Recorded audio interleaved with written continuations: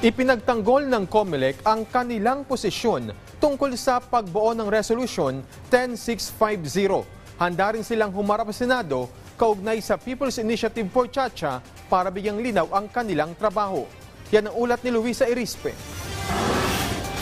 Matapos na batuhin ng mga kwestiyon ng mga senador, ang Commission on Elections nagsabing handa silang humarap sa Senado sa susunod na linggo para sa gagawing pagdinig sa People's Initiative for Chacha. Sabi ni COMELEC Chairman George Erwin Garcia, personal silang haharap sa Senado para bigyang linaw ang kanilang trabaho sa PI. Pero ngayon pa lang, hindi pa man nakakatuntong sa Senado, pinagtanggol na ng COMELEC ang kanilang posisyon sa usapin.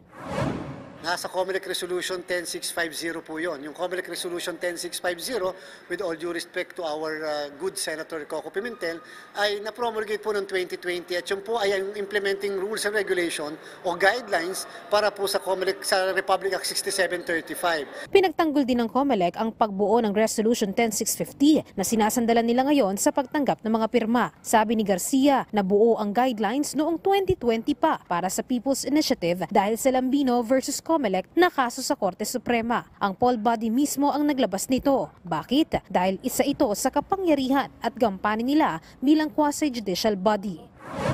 Obligado po ang COMELEC, especially noong 2020, na maglabas po ng guidelines kung paano ipapatupad yung Republic Act 6735. Yun po yung tinatawag nating rule-making power at yan po ay kinikilala ng ating saligang batas. Ngayon namang naglabas na ng pahayag si House Speaker Martin Romualdez na sinusuportahan nito ang Resolution number 6 kung saan Senado ang mangunguna sa CONAS. Di pa masagot ng COMELEC kung posible bang mauna ang CONAS bago ang People's Initiative. Hindi rin sigurado ang poll body kung kakayanin pa ba nilang magkaroon ng plebisito, mapa-CONAS man o PI bago ang eleksyon dahil naghahanda na sila para sa 2025 national and local elections.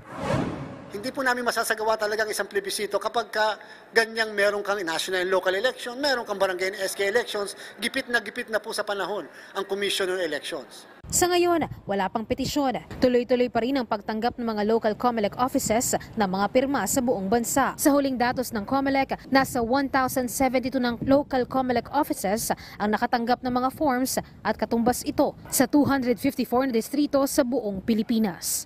Luisa Erispe para sa Bayan.